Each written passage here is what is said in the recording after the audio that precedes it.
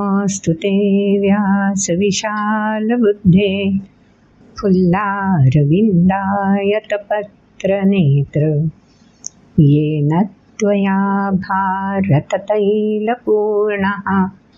प्रज्वालितो ज्ञानमयः प्रदीपः नारायणं नमस्कृत्य नरं चैव नरोत्तमं देवीं सरस्वतीं व्यासं ततो जयमुदीरयेत्। ॐ श्री परमात्मने नमः।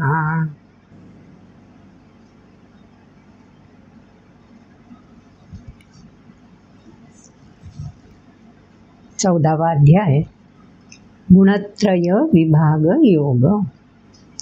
त्रय म्हणजे तीन गुणांविषयी अधिक माहिती देणारा आणि 3 गुणांचा संयोग प्रकृतीसोबत कसा असतो, काय नेमकं कार्य असतं त्याचं, याविषयी माहिती देणारा हा 14वा अध्याय. आपण ते जाणून घेत आहोत आणि त्यामध्ये महत्त्वाचं ह्या गुणांचा प्रभाव, ह्या गुणांचं कार्य आणि साधन म्हणून या गुणांचा उपयोग, हे सगळं कशा पद्धतीने होऊ शकतं हे स्वतः भगवंतांनीच अर्जुनाला कोणताही प्रश्न न विचारता सांगायला सुरुवात केली आहे. आणि त्यामध्ये आपण सगळं लक्षात घेतलं की सृष्टीचं सुचारू चलनवलन अव्याहतपणे उत्पत्ती, स्थिती आणि लय या चक्रामधून का चालू राहतं. एकदा ज्याची उत्पत्ती झालेली आहे त्याचा लय झाल्यावर पुन्हा उत्पत्ती होणार कशी. सुंदर एका आपल्या श्रोत्यांनी प्रश्न विचारलेला आहे. खरंच आहे ना, उत्पत्ती, स्थिती, लय चक्र पूर्ण झालं, मग पुन्हा उत्पत्ती कुठून, कशी, का बरं. त्याचंही रहस्य 14व्या अध्यायात उलगडून दाखवलं. आपण ते लक्षात घेतलं. ऊर्ध्वं गच्छन्ति सत्त्वस्था मध्ये तिष्ठन्ति राजसाः जघन्य गुणवृत्तिस्था अधो गच्छन्ति तामसाः. बस काल मागच्या व्हिडिओमध्ये आपण समजून घेतलं की 84 लक्ष ठसे का बरं वेगळाले होतात. मग उत्पत्ती सगळ्यांची सारखीच व्हायला पाहिजे, तसं का नाही होत. बीजांचा प्रभाव वेगवेगळा वृक्षाद्वारे, रोपांद्वारे का प्रकट होऊ शकतो. बीजांचे गुणधर्म वेगवेगळे का असतात. या सगळ्या प्रश्नांची उत्तरं ह्या 14व्या अध्यायामध्ये आपल्याला मिळून जातात. ज्याचे जसे गुण तशाप्रमाणे त्याचं पुढचं चित्र, चक्रातलं स्थान हे निश्चित होत असतं. ऊर्ध्वं गच्छन्ति सत्त्वस्था, मागच्या व्हिडिओत आपण हे सविस्तर समजून घेतलं. आणि त्यामुळे उत्पत्ती, स्थिती, लय या चक्रामध्ये लय जरी झाला तरी पण सत्वगुणाचा अहंकार शिल्लक असेल तर त्या व्यक्तीला काही काळ आत्मानंद प्राप्त होईलही, पण तो अहंकार गळून जाण्यासाठी पुन्हा कार्यप्रवण व्हायलाच हवं. म्हणजे पुन्हा प्रकृतीची जोड घेऊन सृष्टीमध्ये यायला हवंच. मग काही आपण व्यक्ती अशा म्हणतो की गॉड गिफ्ट आहे, नाही होत, ते वेगळंच पाणी आहे सगळं, असं म्हणतो ना. तर ते वेगळंच आहे याचा अर्थ आधी संचित सत्वगुणांच्या प्रभावाने मिळवलेलं आहे, पण तरीही आहेच संचित शिल्लक. ते जिरवण्यासाठी, ते कार्यप्रवण होऊन जाण्यासाठी, गतिमान होऊन संपण्यासाठी यायला तर हवंच. तसंच रजोगुणाचं आहे. ज्या कामाला शिल्लक उरतील, लोभ, मोह ज्यांनी ठाण मांडलेला आहे आणि अंतिम क्षणीसुद्धा ते तसे शिल्लक आहेत, त्यांना त्या कामना पूर्तींसाठी यावं तर लागणारच ना. आणि तिसरा तमोगुण अज्ञानजन्य, त्यामुळे त्याचीही गती ही निश्चितपणे दृढ असणारच, कारण त्याची प्रगती झालेलीच नाही आहे.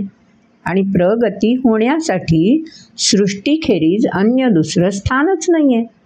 त्यामुळे ह्या सृष्टीत तमोगुण प्रभावी असलेल्या व्यक्तीला सुद्धा अन्य योनींमध्ये की ज्या भोग योनी आहेत, कारण तमोगुणाने जेवढा काळ जीवन आहे तेवढा काळ फक्त भोग आणि भोग आणि भोगच घेतलेले असतात. मग तसेच घेऊन त्याचा लय होतो. म्हणून आणखी भोग भोगण्यासाठी आणि हळूहळू त्या भोगाच्या चक्रातून बाहेर येण्यासाठी त्याला सृष्टीत पुनरागमन करावं लागतंच. तेव्हा तिन्हीपैकी कोणताही गुण असला तरीही पुनरागमन आहेच. ते महत्त्वाचं या 14व्या अध्यायामध्ये भगवंतांनी सांगून दिलं. मग स्वाभाविक याच्यावर उपाय कोणता? मला जर पुन्हा यायचंच नाही आहे तर मग काय करायला हवं? म्हणून भगवंतांनी तोही उपाय सांगून दिला की या गुणांच्या अतीत पल्याड जायला हवं. कसं जाता येईल? याच देहाच्या माध्यमातून गुणातीत होणं शक्य आहे, तेही सांगून दिलं भगवंतांनी. मग जर हे शक्य आहे तर ज्यांना हे शक्य झालंय त्यांची काही लक्षणं प्रकट होतात का? ती ओळखता येतात का? आता अर्जुनाने प्रश्न विचारला. इथंपर्यंत प्रश्न नाही विचारलाय, सगळं रहस्य अर्जुनाने जाणून घेतलंय. आणि आता मात्र विचारलंय की गुणातीत होण्याची आकांक्षा अर्जुनालाही झाली असणार आहे. तुम्हा आम्हाला तर झालीच आहे. म्हणून मग अर्जुनाने आपल्या वतीने प्रश्न विचारला. कैर्लिंगै स्त्रीन गुणानेता. कैर्लिंगैही त्रीन असं आहे, त्या विसर्गाचा असं झालाय. त्रीन गुणान एतान. या तिन्ही गुणाच्या पल्याड गेलेल्याची लक्षणं वैशिष्ट्य कोणती प्रकट होतात की जेणेकरून ती लक्षणं माझ्यामध्ये मला स्थिर करता येतील, त्या दिशेने माझा प्रवास सुरू राहील, यासाठी मला प्रयत्न करता येतील. हीच तर इच्छा असणार ना अर्जुनाची आणि आपलीही. म्हणून आता आज जे श्लोक आहेत त्याच्यामध्ये भगवंत ही लक्षणं सांगतायत का बघूया. आधी श्लोक ऐकायला हवेत, मग ती लक्षणं काय आहेत ते विस्तारपूर्वक जाणून घेऊया. तेव्हा सुरुवातीला श्लोक. श्री भगवानुवाच प्रकाशै च प्रवृत्ति च मोहमेव च पाण्डव न द्वेष्टि सम्प्रवृत्तानि न निवृत्तानि काङ्क्षति उदासीनवदासीनो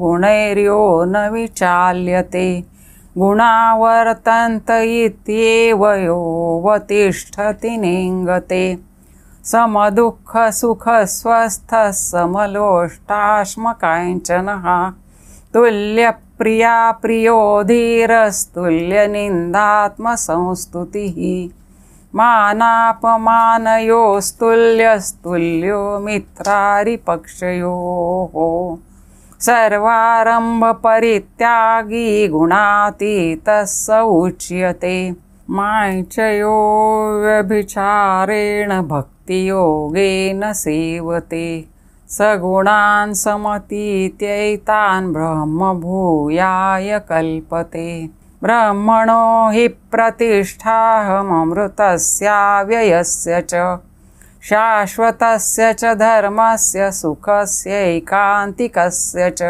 ॐ तत्सदिति श्रीमद्भगवद्गीतासु उपनिषत्सु ब्रह्मविद्यायां योगशास्त्रे श्रीकृष्णार्जुनसंवादे गुणत्रयविभागयोगो नाम 14. पहिला श्लोक तर ऐकलात. पहिलं लक्षण कोणतं आहे बघा. प्रकाशेच प्रवृत्तीच मोहमेव च पांडव न द्वेष्टि संप्रवृत्तानि न निवृत्तानि कांक्षति.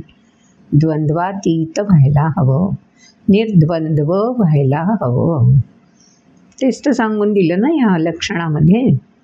प्रकाश आणि प्रवृत्ती, ज्ञानसुद्धा अहंकाराकडे घेऊन जातं.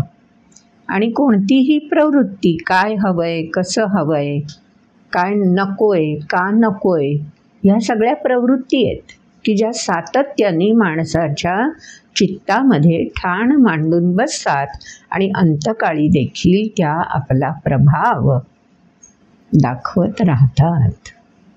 आणि म्हणून मग जेव्हा शरीराचा लय होईल, नश्वर शरीराचा, तेव्हा जी ऊर्जा बाहेर पडणार आहे ती ऊर्जा, हे सगळं जे काय त्या ऊर्जेजवळ चिकटून बसलेलं आहे त्या सगळ्यासह ऊर्जा बाहेर पडणार ना. दीपनिर्वाण जेव्हा होतं त्यावेळेला किंचित का होईना धूर दिसतोच, मग तो शुभ्र असतो किंवा काळोखीचा असतो, पण धूर असतोच. अगदी तेच सांगून दिलं आहे, प्रकाशांच्या प्रवृत्तींचं मोहम एव पांडव. अर्जुनाला उत्तर देत आहेत म्हणून पांडव म्हटलंय. ज्ञान हा देखील एक प्रकारचा मोह, मान सन्मान सत्कार लोभ हा देखील मोहच, आणि स्थितीत प्रिय असणं, गतिमानता नको आहे हे असंच जडत्व, तोही मोहच. म्हणून हे उद्भवले किंवा यांच्यापासून मुक्त झालो, प्रवृत्तींचं निवृत्तींचं, हे दोन्ही संतुलित ठेवता आलं पाहिजे. कधीतरी ते आपला प्रभाव दाखवणार, कधीतरी यातून आपण मुक्त झालोय असा भाव आपल्या चित्ताला भिडणार. पण दोन्ही स्थितींमधलं संतुलन वर्तन करताना, व्यवहार करताना, जीवन जगताना साधता येणं महत्त्वाचं आहे, जर गुणातीत व्हायचं असेल तर. म्हणून न द्वेष्टी संप्रवृत्तानी न निवृत्तानी कांक्षती. ती निवृत्त व्हावेत म्हणून आटापिटा करायचा नाही, आणि उद्भवावेत म्हणूनही खटपट नको. अशा प्रकारे संतुलन ज्याला साधलेलं आहे ती व्यक्ती गुणातीत होण्यासाठी योग्य मार्गावर आहे, असं पहिलं लक्षण भगवंत सांगून देतात. पुढच्या लक्षणामध्ये काय सांगतात? उदासीन वदासीनो गुणैर्यो न विचाल्यते गुणावर्तन्त इत्येव यो तिष्ठति नेंगते. नेंगते 6व्या अध्यायामध्ये हा शब्द आपल्याला गेला. यथा दीपो निवातस्थो नेंगते सोपमा स्मृता योगिनो यतचित्तस्य. आठवला? 6व्या अध्यायामध्ये दीप जसा वाऱ्यामुळे हलतो डुलतो, वाऱ्याचा स्पर्श जर दीपाला झालाच नाही तर दीप निश्चितपणे स्थिरपणे प्रकाशित राहू शकतो. उदासीन अवदासीन तटस्थपणे जीवन जगू शकतो व्यक्ती. केव्हा? गुणावर्तंत इति एव मत्वा. जाणीवेच्या पातळीवर ते गुण त्यांचा प्रभाव दाखवणार, तेच त्यांचं दायित्व आहे, ते त्यांचं कर्तव्य आहे. त्यासाठीच तर ते मानवी शरीरामध्ये प्रकृतीसोबत स्थिरावलेले आहेत. हे ज्यानं जाणलं ती व्यक्ती त्या गुणांच्या प्रभावामुळे विचलित होत नाही. आणि मुळात ह्या गुणांचा प्रभाव दाखवण्याची संधी त्यांना का मिळते? रजोगुण आपला प्रभाव का दाखवू शकतो? त्याचंही कारण आपला देहच आहे. आपल्या देहाकडे जी 5 ज्ञानेंद्रिय वरदान स्वरूप प्राप्त झालेली आहेत, आनंद घेताना त्या 5 ज्ञानेंद्रियांचा केवढा तरी लाभ आपल्याला मिळत असतो ना. डोळ्यांनी सुंदर दृश्य दिसलं की डोळे मला प्राप्त आहेत याचा केवढं समाधान, याचा केवढा आनंद मिळतो. पण ते डोळे जसं ते दृश्य आपल्या चित्तामध्ये रुजू करतात, स्थिरावतात, त्याच वेळी ते पुन्हा पुन्हा पाहावं असा मोह लोभ देखील त्याच्या समवेतच चित्तामध्ये प्रवेश करून राहतो. म्हणजे हे जे विकार आहेत सगळे, हे त्या प्रकृतीच्या ज्ञानेंद्रियांच्या माध्यमातूनच तर चित्तापर्यंत पोहोचत असतात. आपणच डोळ्यांनी बघतो आणि विकारांना प्रवेश देतो, आपणच कानांनी ऐकतो आणि जी संतुलित स्पंदनं आहेत ती स्पंदनं डिस्टॉर्टेड, विचलित आपणच तर करतो, कारण आपणच या विकारांना थारा देत असतो. म्हणून भगवंतांनी स्वच्छ सांगून दिलं, उदासीन वदासीनो गुणैर्यो न विचाल्यते. गुणांमुळे हे विचलन स्वाभाविक आहे. विकार या गुणांपर्यंत पोहोचले की गुण त्यांचा प्रभाव दाखवायला लागतात. गुणांपर्यंत विकार आलेच नाहीत तर गुण पण संतुलित राहणार. त्यामुळे संतुलित असणं ही नैसर्गिक सहज प्रवृत्ती आहे आणि विचलित होणं ही सुद्धा सहज प्रवृत्तीच आहे. कारण 5 ज्ञानेंद्रिय त्यांचं दायित्व निभावत असतात. म्हणून हे लक्षात घेऊन की ते त्यांचं दायित्व निभावत आहेत. मूळ स्थिरता टिकवणं, निभावणं आणि रुजू ठेवणं हे दायित्व मानवाला प्राप्त करून घेता येतं जर अखंडित बुद्धी स्थितप्रज्ञा या दिशेने प्रवास करत राहिली तर. दुसऱ्या अध्यायात सांगून दिलं ही कशी मिळवायची बुद्धी, त्याविषयी सांगून दिलं. मग हे ज्या व्यक्तीला जमलं ती व्यक्ती न इंगते. मग कितीही विकारांनी हल्ला करू दे, कितीही गुणांनी प्रभाव दाखवायचा प्रयत्न करू दे, ते त्यांचं दायित्व निभावत राहतील आणि माझी बुद्धी स्थिर ठेवण्याचं दायित्व जे मला निभावायचं आहे त्याची क्षमता माझ्याचकडे आहे या विचारांमध्ये दृढपणे संकल्पित होऊन व्यक्ती राहू शकते. तीच तर व्यक्ती गुणातीत बनते. अवघड काम आहे ना, पण अशक्य मुळीच नाही. ध्येयवेड्या व्यक्तीला असं न इंगते सहज साध्य होतं. आपण सुद्धा कधी ना कधीतरी असे ध्येयवेडे बनलेले असतो. लहान मुलं त्याचे नेहमीच प्रचिती देत असतात. केवढी तल्लीन होऊन जातात. गुणावर्तंत इत्येव. मग तिकडे काहीही होऊ दे, ते गुणांचं गुणकाम करतायत. हे त्या बालकांच्या बाबतीत स्थैर्य राखण्यासाठी नकळत का होईना पण ती दृढता त्यांच्या वर्तनातून प्रकट होत असते. म्हणून मग आमचे कवी सहज सांगून जातात हो, प्रौढत्वी निज शैशवास जपणे बाणा कवीचा असे. कवी म्हणजे कविता लिहिणारे नाही बरं, कवी म्हणजे विद्वान, जाणकार. जाणकार व्यक्तीला हे लक्षात येतं की प्रौढ झाल्यावर हे विकार परिणाम साधतात आणि असंतुलन घडवून आणतात. म्हणून निज शैशवास, बाल्यत्वास नाही, शैशव, की जेव्हा जाणीवाच अजून प्रगल्भ व्हायच्या आहेत त्यावेळी जे आपोआप संतुलन साधलं जातं ती किमया प्रौढत्वी साधता यायला हवी. संत महंतांच्या बाबतीत, ऋषीमुनींच्या बाबतीत तपस्या करून हेच तर ते साध्य करून घेत असतात ना. तेव्हा तपस्या, उपासना, साधना ही सगळी त्यासाठीच तर आवश्यक आहे. पुढच्या श्लोकात अजून गुणातीताचं लक्षण कोणतं सांगून दिलं आहे. ही सगळी लक्षणं 12व्या अध्यायात आपण अभ्यासली आहेत. 6व्या अध्यायात यातली काही लक्षणं अभ्यासली आहेत. अगदी 2ऱ्या अध्यायापासून ही लक्षणं आपल्या ओळखीची झालेली आहेत. पण इथे अर्जुनाने प्रश्न विचारला आहे. कदाचित अर्जुन ऐकण्याच्या ओघामध्ये जे मी आधी सांगितलं होतं ते चित्तामध्ये ठसलं नसेल म्हणून अर्जुनाने पुन्हा प्रश्न विचारला आहे असं समजून भगवंत पुन्हा एकदा संक्षेपाने ही लक्षणं सांगून देतात. पुढच्या श्लोकात काय ऐकलं आपण? समदुःख सुख स्वस्थ समलोष्टाश्मकांचनः. सगळे शब्द आठवत आहेत ना, आधीच्या अध्यायांमध्ये गेलेले आहेत. तुल्य प्रिया प्रियो धीरस्तुल्य निंदात्मसंस्तुती. वेगळं काही सांगायची गरजच नाही. एरवी बोली भाषेत सुद्धा निंदा, आत्मस्तुती, प्रिय, धीर, समदुःख, सुख, स्वस्थ सगळे शब्द आपल्या एरवीच्या जीवनात सुद्धा ओळखीचे आहेतच. सगळ्याचा मथितार्थ काय आहे?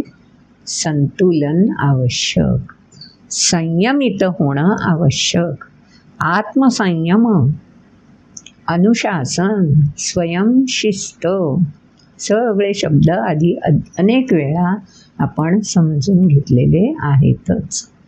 ते सगळे अंगीकारले, बाणवले की आपोआप ही सगळी लक्षणं व्यक्तीकडून प्रकट होत राहतात.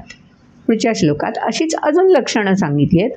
मानापमानयो स्तुल्यस्तुल्यो निंदात मित्र, मानापमानयो तुल्यस्तुल्यो मित्रारी पक्षयो. मित्र अरी ही पण लक्षणं 6व्या अध्यायात झालेलीच आहेत. समोरून विचलित करण्यासाठी कोणत्या प्रकारची स्पंदनं, कोणत्या प्रकारच्या लहरी, कोणत्या प्रकारचे विकार कोणत्या माध्यमातून शिरू शकतात, त्या सगळ्याचा विचार करून भगवंतांनी ही लक्षणं सांगून दिली आहेत. मित्र भेटला, आपण नकळत उत्साहित प्रोत्साहित होतो. शत्रू भेटला तरीही उत्साहित प्रोत्साहित होतो. एकामध्ये क्रोध जागतो तर एकामध्ये अतीव प्रेम भावना उचंबळून येतात. दोन्हीमध्ये समत्व हवं. पुढच्या वेळी सर्व आरंभ परित्यागी, जिथे ह्या भावना प्रकर्षाने उचंबळायला सुरुवात होते, त्या कामनेच्या असतील, क्रोधाच्या असतील, लोभाच्या असतील, अतीव प्रेमाच्या, ममत्वाच्या असतील, सगळ्याच भावभावना जेव्हा उचंबळून येतील तेव्हा विकार आपलं काम सुरू करतात. म्हणून ज्या क्षणी हे सगळं उमडायला लागतं, उचंबळायला सुरुवात होते, त्याच क्षणी आपल्या ध्येयाप्रती पुन्हा समर्पित राहायला हवं. हे ज्या व्यक्तीला उलगडलं, गुणातीतस्य उच्यते सर्वारंभ परित्यागी. भावभावना उमडायला लागल्या की त्या क्षणी पुन्हा स्थैर्य आणता आलं पाहिजे. ती किमया साधू शकते. त्यासाठी विचलित न होता समर्पित वृत्तीने संकल्पित होऊन आचरण करत राहायला हवं. मग गुणातीत सहा उच्यते. मग त्या व्यक्तीला आपोआप गुणातीत असा शिक्का प्राप्त होतो. पुढच्या श्लोकात अजून सांगितलंय की हे सगळं साध्य करायचं असेल तर कुठेतरी खुंटा बळकटपणे पकडून ठेवलेला हवा. आणि तो खुंटा बळकटपणे पकडायचा, त्यालाच म्हणायचं भक्त होणं. भक्ती 12व्या अध्यायामध्ये ती लक्षणं सांगून दिलेत.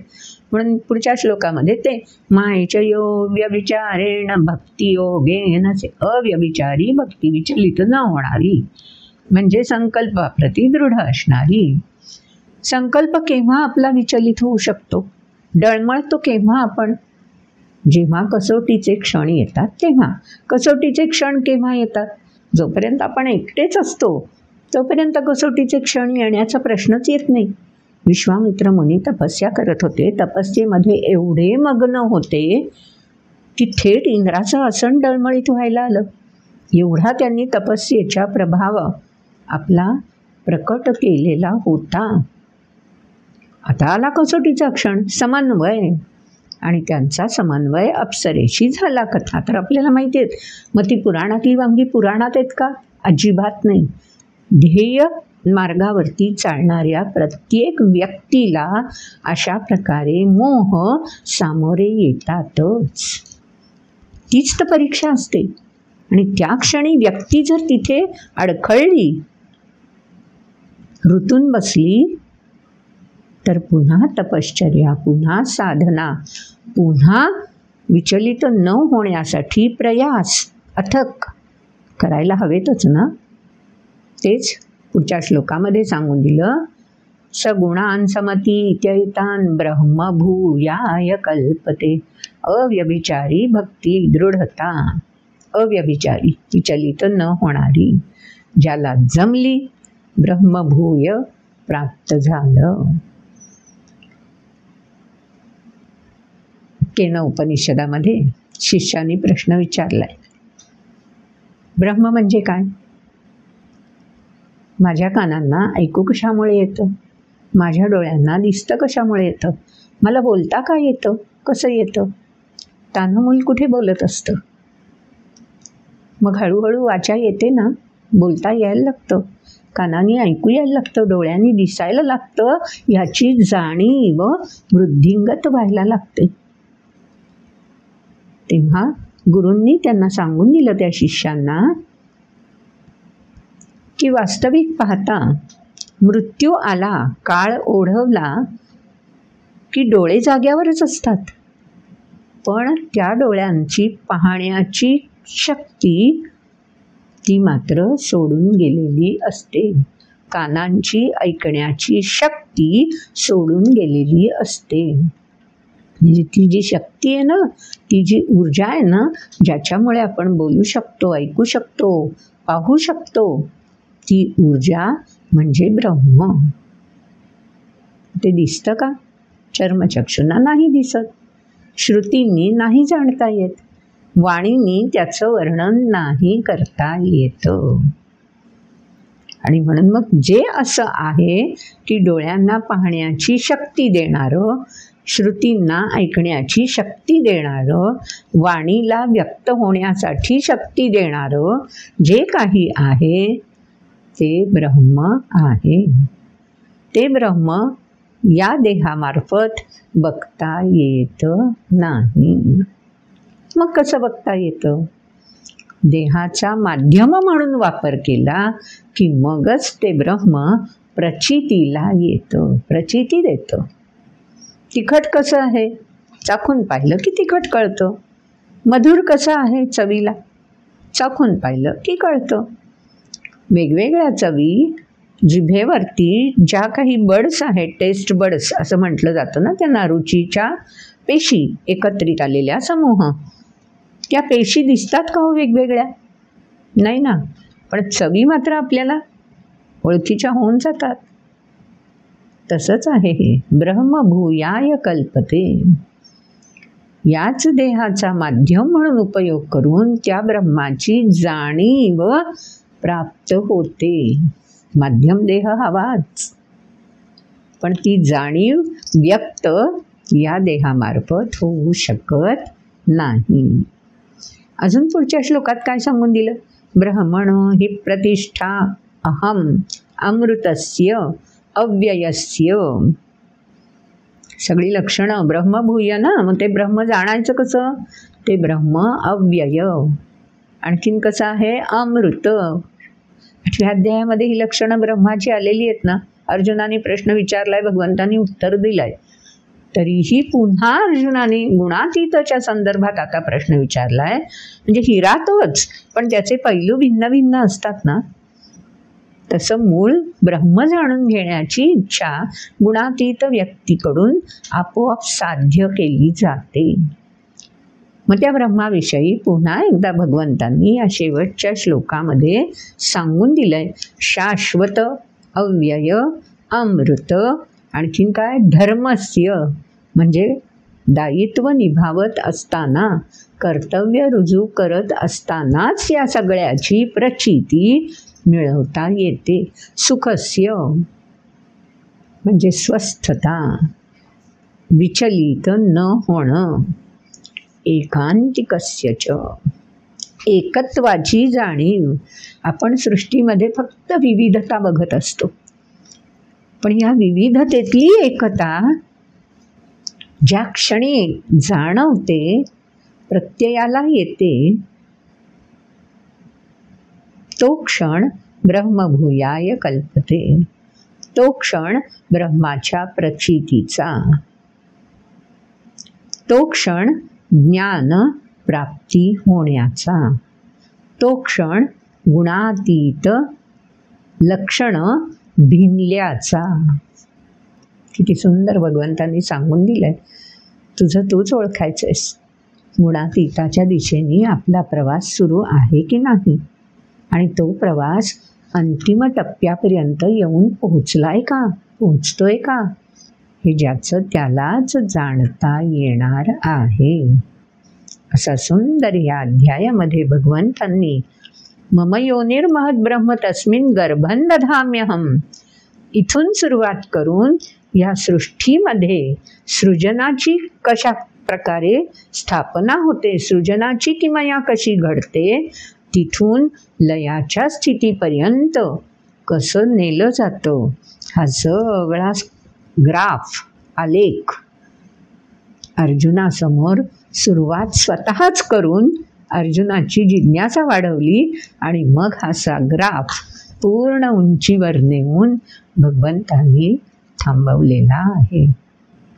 असा हा गुणत्रय विभाग योग, उत्पत्ती, स्थिती आणि लय या संपूर्ण आवर्तनाची एक रीत, पद्धत कशी आहे, चक्र कसं आहे, याची सगळी ओळख बारकाव्यानिशी ह्या 14व्या अध्यायामध्ये आपल्याला मिळते.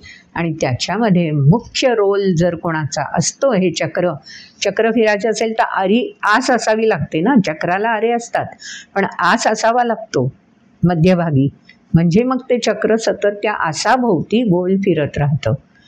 तसं या सृष्टीचं सुचारू चलनवलन कोणत्या आसाभोवती होतं? प्रकृतीसोबत असणाऱ्या या त्रिगुणांच्या आसामुळे ही प्रकृती अशा प्रकारची विविधता आणि त्यातून एकात्मता या सगळ्याचं सुंदर दर्शन मानवाला घडवून आणू शकते. आणि त्यासाठी त्या आसामध्ये क्षमता ती कोणामुळे? अमृत, अव्यय, शाश्वत अर्थात परब्रह्मामुळे. त्याचीही जाणीव भगवंतांनी या अध्यायामध्ये स्पष्टपणे शेवटच्या श्लोकात करून दिलेली आहे. असा हा सुंदर गुणत्रय विभाग योग हा 14वा अध्याय. आता अर्जुनाला अजून काय बरं जाणायची इच्छा राहिली? जे ब्रह्म जाणीवेत मुरलय, जे ब्रह्म प्रचितीला मानवी देहाच्या माध्यमातून येऊ शकतं, जी क्षमता सृजनाच्या क्षणापासून व्यक्तीमध्ये स्थिरावलेली असते, त्या क्षमतेचं कार्य कसं चालतं? ती क्षमता विविधांगी नटते कशी, व्यक्त कशी होते, हे अजून उलगडायचं आहे ना कोडं. भगवंतांनी तेही जाणलंय. आणि पुढच्या अध्यायामध्ये ह्या क्षमतेचं कोडं, ह्या क्षमतेची विविधता की ज्यामुळे सृष्टीमध्ये विविधता जाणवते, ते क्षमतेविषयीचं वर्णन स्वतः भगवंतच आता 15व्या अध्यायामध्ये स्वतःच करणार आहेत. अर्जुनाला प्रश्न विचारायला पण नाही. उत्सुकता जागी झालेलीच आहे अर्जुनाची, नाही तरी ती आपण शमवावी अशा विचारांनी भगवंत अर्जुनाशी संवाद साधणार आहेत. तेव्हा सुरुवातीला आपल्याला 15व्या अध्यायामध्ये भगवंतांनी कशी सुरुवात केली आहे संवाद साधायला ते समजून घ्यायला हवं ना. मग ऐकूयात तर 15व्या अध्यायाचे सुरुवातीचे श्लोक. ओम श्री परमात्मने नमः. अथ पंचदशोऽध्यायः. श्रीभगवानुवाच ऊर्ध्वमूलमधः शाखमश्वत्थं प्राहुरव्ययं छन्दांसि यस्य पर्णानि यस्तं वेद स वेदवित्. अधश्चोर्ध्वं प्रसृतास्तस्य शाखा गुणप्रवृद्धा विषयप्रवालाः. अधश्च मूलान्यनुसन्ततानि कर्मानुबन्धीनि मनुष्यलोके. न रूपमस्येह तथोपलभ्यते नान्तो न चादिर्न च सम्प्रतिष्ठा. अश्वत्थमेनं सुविरूढमूलमसङ्गशस्त्रेण दृढेन चित्वा. ततः पदं तत्परिमार्गितं यस्मिन् गता न निवर्तन्ति भूयः. तमेव चाद्यं पुरुषं प्रपद्ये यतः प्रवृत्तिः प्रसृता पुराणी. निर्मानमोहाजितसङ्गदोषा अध्यात्मनित्या विनिवृत्तकामाः. द्वन्द्वैर्विमुक्ताः सुखदुःखसंज्ञैर्गच्छन्त्यमूढाः पदमव्ययं तत्. श्लोक तर ऐकले आपण.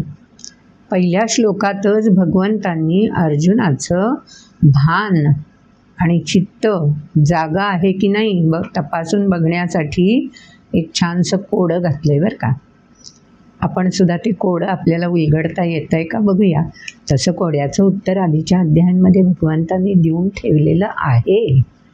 पण तरीही अर्जुन जागृतपणे आधीच्याच विचारामध्ये तर नाही ना दंग राहिलेला. नव्याने जे मी सांगतो आहे तिकडे त्याचं एकाग्र भान आहे की नाही हे बघण्यासाठी 15व्या अध्यायाच्या सुरुवातीला पहिल्या श्लोकात जे सांगितलंय, काय सांगितलंय ऐकलं आपण. ऊर्ध्वमूलमधशाखमश्वत्थं प्राहुरव्ययम् छंदांसि यस्य पर्णानि यस्तं वेद स वेदवित्. कबीराच्या दोह्यांमध्ये जसं कबीर आपल्याला कूटप्रश्न घालतात, अनेक कोडी घालतात आणि मग अंती त्या कोड्याचं दोहे संपताना त्या कोड्याचं उत्तर कबीर कसं म्हणतात, जो जाने वो सयाना. उत्तर नाही सांगून देत, कारण ज्यानं त्यांना आपल्या विचाराने उत्तर शोधणं अपेक्षित आहे.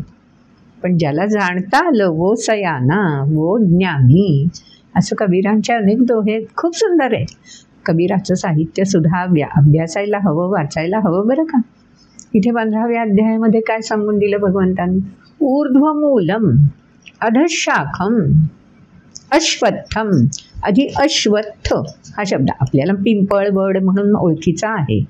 अश्वत्थ वृक्ष, त्याला ज्ञानदेवांच्या मातेनी प्रदक्षिणा घातल्या वगैरे वगैरे कथा म्हणून आपल्याला माहिती आहे. पण संस्कृतमध्ये अश्वत्थ या शब्दाचा नेमका अर्थ काय आहे? अ म्हणजे नाही, श्व म्हणजे उद्या आणि थ म्हणजे स्थैर्य. खरं आहे ना? उद्या कोणी पाहिलाय? मी उद्या देईन असं म्हटल्यावरती मागे एक कथा पण या संदर्भातली युधिष्ठिर आणि भीमाची ऐकलेली आहे. आठवते ना? एका याचकाला युधिष्ठिराने दान देण्याची वेळ संपल्यानंतर तो याचक प्रवेशला कक्षामध्ये, म्हणून त्याला सांगितलं की आपण उद्या याल का? मी उद्या आपल्याला निश्चितपणे दान देऊ शकतो, आता वेळ संपन्न झालेली आहे. आणि तत्काळ भीमाने जाऊन नगारा वाजवला आहे. आणि नगारा वाजवणं याचा अर्थ जयप्राप्ती झालेली आहे. ते लक्षण आहे. नगारा वाजला की प्रजेला समजायचं की विजय मिळवलेला आहे आपल्या सैन्याने. युधिष्ठिराला उलगडे गोंधळून जायला झालं. आठवते ना गोष्ट? गोंधळून जायला झालं युधिष्ठिराला की आत्ता नगारा वाजवण्याचं काय कारण आहे? कुठली लढाई झाली नाही आहे, कुठला जयाची बातमी आलेली नाही आहे विजयाची, आणि भीमाने असं का बरं केलं आहे? म्हणून त्यांनी भीमाला विचारले, तू नगारा का वाजवतोयस? कोणता विजय आत्ता संपन्न झाला आहे? कुठे बातमी आली आहे? कोणी खबर दिली आहे? भीम म्हणाला, आपणच तर बातमी दिलीत ना विजयाची. अजूनच गोंधळात पडला युधिष्ठिर. भीमाने स्वच्छ सांगून दिलं, आपण नाही का म्हणालात त्या याचकाला की उद्या ये, मी उद्या तुला दान देईन. म्हणजे उद्या हे सगळं तुम्ही करू शकणार आहात, म्हणजे तुम्ही काळावर विजय मिळवलात, मग नको का नगारा वाजवायला? युधिष्ठिर खजील झाला. लक्षात आलं युधिष्ठिराचं की काळावर विजय मिळवणारा या सृष्टीमध्ये तरी कोणीही नाही. आणि युधिष्ठिराने याचकाला थांबवलं, क्षमा याचना केली आणि दान दिलेलं आहे. गोष्ट माहिती आपल्याला महाभारतातलीच आहे. अश्वत्थ उद्या जिस्थिर नाही असा अश्वत्थ. म्हणजे हे कोडकई, पिंपळ किंवा वड अशा कुठल्या वृक्षापुरतं मर्यादित नाही, एवढं आपल्या लक्षात आलं. मग उद्या ज्याला स्थैर्य नाही असं काय असू शकतं? विचार केला की एवढे 14 अध्याय आपण अभ्यासलेत म्हटल्यावर आपल्या लक्षात येणारच. अखंड गतिमान असतं त्याला काय म्हणतात? अखंड गतिमान राहण्यासाठीच ज्याचा जन्म आहे, ज्याची उत्पत्ती आहे, त्याला काय म्हणतात? बरोबर सापडलं ना उत्तर? त्यालाच म्हणतात जगत. गत गतिमानता, ज म्हणजे जन्म. गतिमान असण्यासाठीच ज्याचा जन्म आहे ते हे जगत, त्याला कुठे उद्याची स्थिरता आहे? आत्ता आहे या क्षणाला, तसंच पुढच्या क्षणाला असतं नाही ना. क्षणाक्षणाला ज्याची गती बदलते त्यालाच तर जगत म्हणायचं. म्हणजे ह्या श्लोकामध्ये जगताविषयी, जगाविषयी काहीतरी वेगळी माहिती दिलेली असणार. ते आपल्याला जाणून घ्यायचं आहे की अश्वत्थ याच्याविषयी काय माहिती दिली आहे? मग अश्वत्थाला जोडून जो शब्द आला आहे प्राहुः म्हणजे म्हटलं जातं, ह्या अश्वत्थ शब्दानी जे काय वर्णन आहे ते कसं आहे, कोणाचं आहे? अव्ययम. जे अव्यय आहे त्याचं वर्णन या अश्वत्थच्या माध्यमातून आपल्यापर्यंत येणार आहे. मग अव्यय काय आहे? आता आपल्याला माहिती झालंय ना. आत्ताच तर आपण 14व्या अध्यायाच्या शेवटी ऐकलं. अव्यय ब्रह्म, अव्यय परमात्मा, अव्यय ऊर्जा की जी अक्षय अव्यय आहे. स्थित्यंतर होतं म्हणून तर जगत, म्हणजे सर्व जगतामध्ये जर भरून राहिलेली आहे, सर्व व्यापी आहे, तर ती काय आहे? फक्त आणि फक्त ऊर्जा की जी अव्यय आहे. म्हणून भगवंतांनी 15व्या अध्यायाच्या सुरुवातीलाच अश्वत्थम प्राहुः अव्ययम, अश्वत्थ असं त्याला नामाविधान दिलेलं आहे. कोणाला? अव्ययम. जसं प्रणव ओंकार ध्वनीच्या माध्यमातून ब्रह्माचं प्रतीक म्हणून आपल्याला सामोरा येतो, 8व्या अध्यायामध्ये त्याचा उल्लेख आहे, 7व्या अध्यायामध्ये उल्लेख आहे, तसं या ठिकाणी त्याला अश्वत्थ असं म्हटलेलं आहे. आणि असंही पिंपळ किंवा वडाच्या बाबतीत विचार केला तर मुळात पिंपळ आणि वडाला अश्वत्थ का म्हणत असतील? तर पिंपळाचं किंवा वडाचं बीज पेरलेलं कोणी पाहिलं आहे का हो? पिंपळाची शेती केली आहे, वडाची शेती केली आहे, गरज असते? नाही ना. पिंपळाचं किंवा वडाचं बीज केव्हा कसं कुठे रुजावं, आपल्याला सुद्धा ते बीज जेव्हा उगवून येतं तेव्हा अरे इथे पिंपळ उगवला आहे, मग ते इमारतीच्या सांगीत असेल, कुठल्या भिंतीच्या कोपऱ्यातून असेल, येतो ना हा प्रत्यय. हा तर व्यवहार आहे, हे तर जग राहटी आहे. तेव्हा पिंपळ किंवा वड हे असे उगवतात की ज्यांचं बीज कोणी केव्हा किती काळापूर्वी पेरलं. जगत गतिमानता, अंकुर आला एकदम उगवून की आपल्याला अश्वत्थाची ओळख होऊन जाते. म्हणून अव्ययम. आणखी काय म्हटले? ऊर्ध्वमूलम अधशाखम. ऊर्ध्वमूलम म्हणजे याचं बीज आलं कुठून? ऊर्ध्व. मग ते पक्ष्यांच्या विष्ठेतून असेल, अन्य कुठून असेल माहिती नाही, पण ऊर्ध्वकडून आलं आणि मग अधशाखम, मग त्याला मुळांच्या फाटे वगैरे फुटून मग ते अंकुरलं. म्हणून ज्याचं मूळ ऊर्ध्व आहे आणि अधशाखम विस्तार मात्र खालच्या दिशेला आहे. मग चराचर सृष्टीचाही विस्तार असाच आहे ना. त्याचं मूळ कुठे आहे?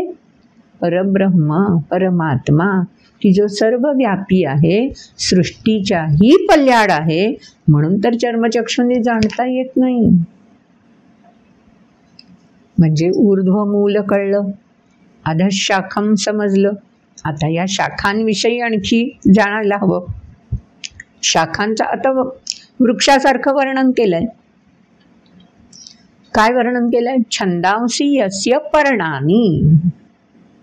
कारण अश्वत्थ म्हटल्यावर आपली लिंक पिंपळवडाशी जोडली जाते ना.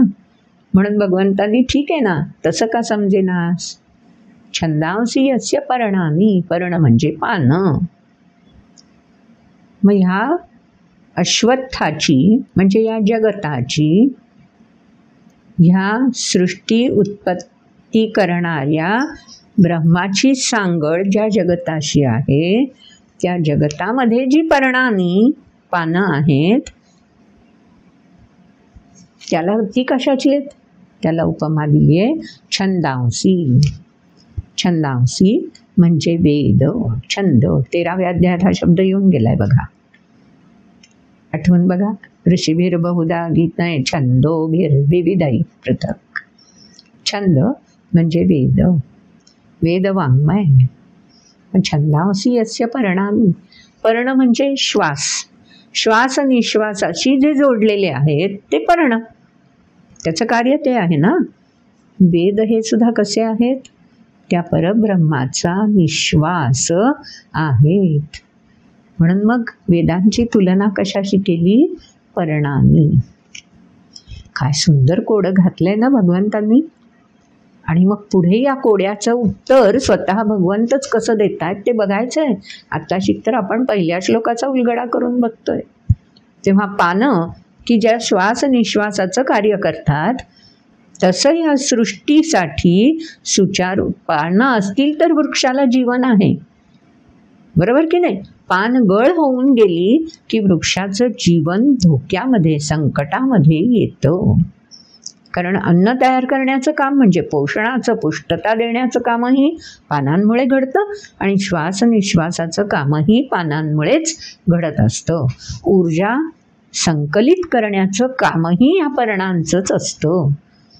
मग आता बघा, त्याची तुलना वेदांशीच होऊ शकते ना, कारण वेदच मानवी जीवनाला पुष्टता देतात.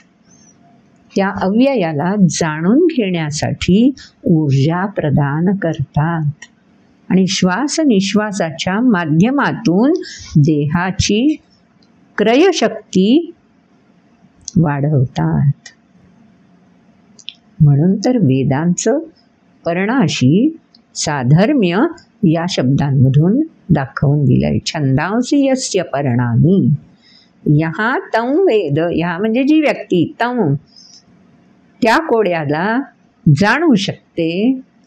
आत्ता जे आपण सगळं रहस्य उलगडून बघितलं, हे ज्याला जाणता येतं, सहा म्हणजे ती व्यक्ती वेदविद, जाणकार, वेदांची जाणकार, वेदांमध्ये जे रहस्य वर्णन केलेलं आहे त्याची जाणकार अशी व्यक्ती सहजच होऊन जाते. मग वेदांमध्ये वर्णन काय काय केलं आहे? पुढच्या श्लोकांमध्ये ते सांगून दिलं आहे. स्वतः भगवंतांनीच सांगितलं आहे. किती काळजी घेतली हो भगवंतांनी आपली. तुम्हा आम्हाला वेदवाङ्मय वाचणं, समजून घेणं या छोट्याशा मर्यादित गतिशील जीवनामध्ये अवघड वाटतं ना. इच्छा खूप असली तरी प्रयत्न तोकडे पडतात ना. भगवंतांनी ती सगळी काळजी भगवद्गीतेमध्ये घेतली. कारण भगवद्गीता केव्हा सांगितली गेली आहे आठवत आहे ना? सुरुवातीला आपण समजून घेतलं आहे. भगवद्गीता द्वापर युगाचा अंत आणि कलियुगाची सुरुवात याच्या संधी कालावरती योगामध्ये, योग आहे 2 युगांचा, त्यावेळी भगवद्गीता ही सृजन म्हणजे कृष्ण अर्जुनाच्या संवादातून आपल्याला प्राप्त झालेली आहे.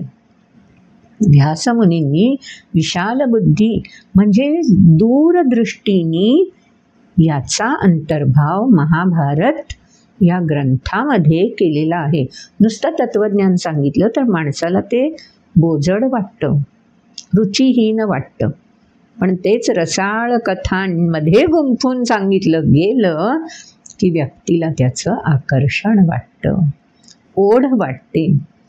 म्हणून भगवद्गीता, महाभारत जो कुरुवंशाचा इतिहास आहे, तो इतिहास कथन करत असताना व्यासमुनींनी त्याच्यामध्ये चपखलपणे हे तत्त्वज्ञान ग्रथित केलेलं आहे. म्हणून व्यासमुनी विशाल बुद्धे आणि प्रज्वालितो ज्ञानमय प्रदीप. तुमच्या आमच्यामध्ये जो ज्ञानदीप आहेच तो प्रज्वलित व्हावा, प्रदीप्त राहावा, तेजोमय व्हावा आणि अख्खा देह त्या संपन्न तेजोमय ऊर्जेने उजळून निघावा. हीच किमया व्यासमुनींना साधायची. हेच तर व्यासमुनींचं विशाल बुद्धे असण्याचं लक्षण आपल्या प्रचितीला गीतेच्या माध्यमातून येतं.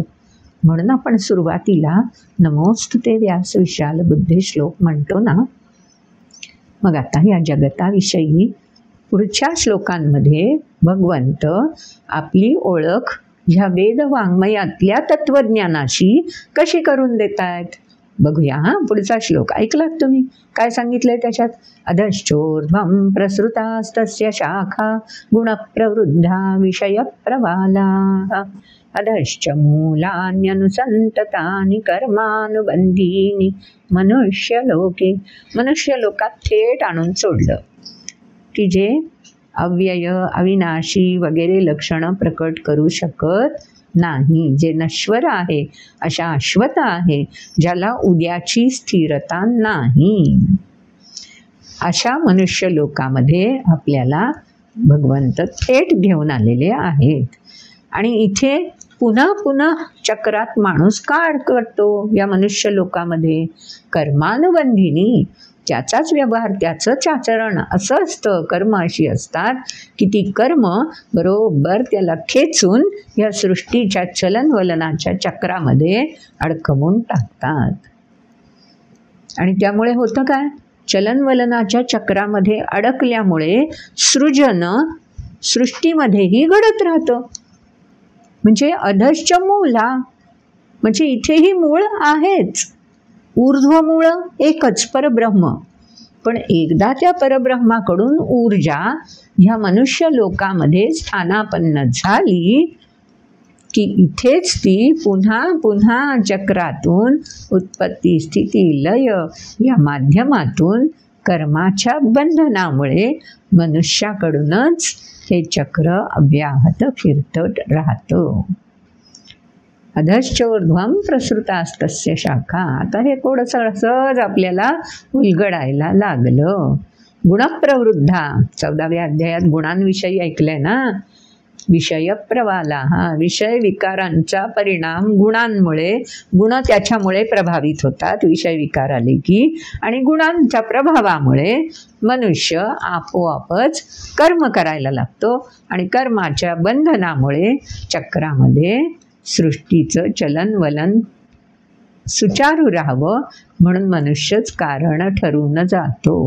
म्हणून एक मूळ ऊर्ध्व आहे, पण अखंड मूळं ही या सृष्टीमध्ये त्या परब्रह्माला स्थिरावण्यासाठी मदत करतात. एकोहम बहुस्याम, ती विविधता या ठिकाणी प्रत्ययाला येते. असं जगताकडे पाहण्याचा दृष्टिकोन या 15व्या अध्यायाने आपल्यामध्ये विकसित केला आहे. पुढच्या श्लोकात अजून काय सांगून दिलं? न रूपमस्येह तथोपलभ्यते नान्तो न चादिर न च संप्रतिष्ठा. त्याला स्थैर्य नाहीच आहे. आजचं रूप उद्या नाही दिसणार आहे, म्हणून त्याच्या रूपाचं वर्णन नाही करता येणार. विशिष्ट आकार नाही वर्णन करता. पृथ्वीचा आकार वर्णन करता येईल, पण सृष्टीचं रहस्य, किती ऋतू, किती विविधता, आजचा रंग उद्या नाही. एकाच झाडावरच्या फुलांचा आकार, रंग किती सूक्ष्म त्याच्यामध्ये भेद असतातच ना. न रूपमस्येह तथा उपलभ्यते, आपल्याला नाही उलगडून दाखवता येत. असाच आकार त्या घटकाचा असावा आपण नाही ठरवू शकत. आणखीन काय सांगून दिलं? त्याची आदी कुठे, अंत कुठे आणि स्थैर्य कसं, सगळं कोडच आहे हो, नाहीच उलगडत. ही सगळी रचना, त्याचं नियोजन भगवद्गीतेच्या पुस्तकावर चित्र असतं ना. आठवत आहे? अर्जुन रथामध्ये बसलाय आणि अश्व, रथाला गतिमान करणारे, त्या अश्वांना गती कशा प्रकारे घ्यायची याचं नियोजन करणारे कोण बसले? कृष्ण. म्हणून हा संवाद कृष्ण अर्जुनामधला आहे. आणि कृष्ण साक्षात आत्ता आपल्याला हे सगळं कोड, त्याचं रहस्य उलगडून दाखवतायत. ते कृष्ण काय म्हणतात? मी नाहीच काही करत आहे, मी तर केवळ माध्यम आहे. नियोजन ऊर्ध्वमूल जे आहेत बसलेले त्यांचं आहे. म्हणून श्री भगवान वाच अध्यायाची सुरुवात अशी आहे. कृष्ण नाहीच सांगत आहेत. अजून पुढच्या श्लोकात अश्वत्थमेनं सुविरूढ मूलमसंग शस्त्रेण दृढेन चित्वा. जास्त विस्तार व्हायला लागला वृक्षाचा, रोपाचा, वेलींचा की काय करावं लागतं? छाटणी करावीच लागते ना. मग इथे सुद्धा सृष्टीचा पसारा, डोलारा नियंत्रित राहायला पाहिजे. चक्राची गती प्रमाणापेक्षा वाढली तर ते चक्रच तेजोमय होऊन जाईल ना. सगळं दहनच होऊन जाईल. तसं तर होत नाही. म्हणजे ह्याला नियंत्रित करणारं काहीतरी शस्त्र अस्त्र असलंच पाहिजे. आणि ते परब्रह्म नाही नियंत्रित करत. परब्रह्माने ते शस्त्र पण मानवाच्या हाती सोपवून दिलंय. मनुष्य लोकाकडे ती क्षमता देऊन टाकली. कोणती? असंग शस्त्रेण दृढेन चित्वा. असंगरूपी शस्त्र.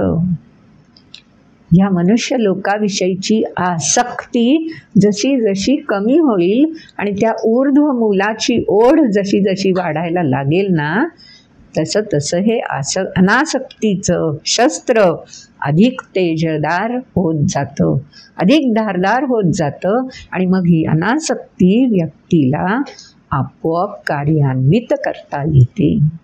पुढच्या श्लोकात अजून सांगून दिलं, ततः पदं तत्परिमार्गितव्यं यस्मिन् गता न निवर्तन्ति भूयः. एकदा ती धार अनासक्ती शस्त्राची गवसली की बास, मग ही कर्मानुबंधीने जी मुळं विस्तारतायत ना, त्या सगळ्या मुळांची छाटणी सहज करता येते. आणि मग ततः पदं तत्परिमार्गितव्यं, तो मार्ग गवसतो. जसं मुळांची छाटणी केली आणि फांद्यांचीही छाटणी केली की सरळसोट झाड उंची गाठू शकतं, अगदी तसंच आहे हो आपलं. ह्या गुणांचा विकारांच्या दिशेमुळे होणारा विस्तार आणि कर्मानुबंधाचा मुळांना घट्ट रोवणं, हे सगळं छाटत गेलो अनासक्तीने की आपली ही दिशा ऊर्ध्व होणार. आपली ही गती त्या परब्रह्माला प्राप्त करून घेण्यासाठी होणार. यस्मिन् गता न निवर्तन्ति भूयः. एकदा तिथे पोहोचलो की पुन्हा येणे नाही. तमेव चाद्यं पुरुषं प्रपद्ये यतः प्रवृत्ती प्रसृता पुराणी. पुराणी तो सनातन आहे, ती ऊर्जा शाश्वत आहे, अव्यय आहे. तिथपर्यंतचा प्रवास हा या मनुष्य लोकातूनच साधू शकतो. आणि एकमेव शस्त्र त्यासाठी वापरता येतं, असंग अनासक्ती. मग हे शस्त्र ज्याला धारदार करता आलं, त्या व्यक्तीकडे असं काय असतं वेगळेपण? पुढच्या श्लोकामध्ये ते गुण सांगून दिलेले आहेत. म्हणजे 14व्या अध्यायात सुद्धा गुणातीताची लक्षणं सांगितली आहेत. 12व्या अध्यायामध्ये उत्तम भक्ताची लक्षणं सांगितली आहेत. 6व्या अध्यायामध्ये योग्याची लक्षणं सांगून दिली आहेत. प्रत्येक अध्यायामध्ये दुसऱ्या अध्यायात स्थितप्रज्ञाची सांगून दिलेली आहेत. कर्मसन्यास त्या अध्यायात संन्यासाची सांगून दिली. प्रत्येक अध्यायामध्ये व्यक्तीच्या विविध लक्षणांचं असं वर्णन भगवंतांनी आपल्यापर्यंत आणून सोडलंय की तुला यातलं कोणतं लक्षण रुजवात करून घ्यायची आहे ठरव तू. तसं 15व्या अध्यायामध्ये अनासक्तीचं शस्त्र ज्याला धारदार बनवता आलं आणि त्याचा उपयोग ज्याला करता आला, त्या व्यक्तीची लक्षणं 5व्या श्लोकात सांगून दिली. जो श्लोक आत्ता आपण ऐकला, निर्माण मोहाजित संग दोषा अध्यात्मविद्या विनिवृत्त काम अध्यात्मनित्या विनिवृत्त कामा द्वंद्वैर्विमुक्ता सुखदुःख संज्ञैर्गच्छन्त्य मूढा पदमव्ययं. अव्ययम तत् पदम. पदम म्हणजे स्थान, तत् म्हणजे तेच स्थान ज्यासाठी या शस्त्राला धार लावण्याचं काम मनुष्य तपस्येमार्फत उपासनेमार्फत ध्येयनिष्ठ राहून समर्पित जीवन व्यतीत करून प्राप्त करून घेत असतो. तत् अव्ययम पदम प्राप्त होतंच. त्यासाठी कोणती गुणं त्याच्यामध्ये अंगीकारले जातात आणि व्यक्त होतात व्यवहारातून आचरण करताना. निर्माण मोहा, मान मरातबाची अपेक्षा उरत नाही, त्याचा मोह राहत नाही. जितसंग दोषा, आसक्तीवर, आसक्तीमुळे जे दोष, ममत्व, अधिकार, जे दोष उत्पन्न होत आहेत त्याच्यावरही मात करता येते. अध्यात्मनित्या, सातत्याने आत्मज्ञानाचा शोध. कठोपनिषदामध्ये नचिकेताची गोष्ट आहे ना, यमाकडून त्यांनी फक्त तेवढंच मागितलंय, मला आत्मज्ञानाविषयी सांगा. यमाने किती प्रलोभनं त्याला दाखवली आहेत पण भुलला नाहीये. मला आत्मज्ञानच हवं आहे. अध्यात्मनित्या विनिवृत्त कामा. कामनांचा प्रजहाती यदा कामान. आधीच्या अध्यायांमध्ये सगळं वर्णन भगवंतांनी केलंच आहे. आणखी पुढच्या वेळी द्वंद्वैर्विमुक्ता निर्द्वंद्व स्थिती, तेही वर्णन आधी येऊनच गेलंय. सुख दुःख संज्ञैर्हि गच्छन्ति मूढा. अमूढ असमंजस राहतच नाही, किंकर्तव्य मूढ होतच नाही ती व्यक्ती. तेच अर्जुनाला अपेक्षित आहे ना. यत् श्रेयस्यान् निश्चितं ब्रूहि तन्मे. कारण मी किंकर्तव्य मूढ झालोय, मी करुणाग्रस्त झालोय, ह्याला मला छेदायचंय. मग आहे ना असंग शस्त्र, भगवंत सांगून देत आहेत. गच्छन्ति अमूढा. हा गच्छन्ति म्हणजे प्राप्त करून घेतो. कोणती स्थिती? अमूढ, समंजस होण्याची स्थिती व्यक्ती प्राप्त करून घेते. एक शस्त्र असंगाचं धारदार बनवण्याची किमया व्यक्तीला साधली की चालला हो प्रवास त्या ऊर्ध्व मूलकडे. तेच तर या श्लोकामध्ये सांगून दिलं. असा हा सुंदर 15वा अध्याय आहे. लहानपणापासून हा 15वा अध्याय घरोघरी पाठ करून घेतला जातो. कदाचित श्लोक कमी आहेत म्हणून असेल, पण हा गर्भितार्थ नकळत स्पंदन रूपाने शरीरामध्ये प्रवेशावा, स्थिरावावा, हाच हेतू आधीच्या पिढीचा असणार आणि म्हणून तो पुढे पुढे संक्रमित केला जात असणार. असा हा सुंदर 15वा अध्याय. अजून पुढच्या श्लोकांमध्ये काय सांगितलंय ते आपल्याला जाणून घ्यायचंच आहे, पण थोडी धीर धरायला हवा ना. आधी हे तर मुरू दे, ही स्पंदनं तर आपल्यामध्ये स्थिरावू दे. आजचा व्हिडिओ आपण या ठिकाणी संपन्न करूया.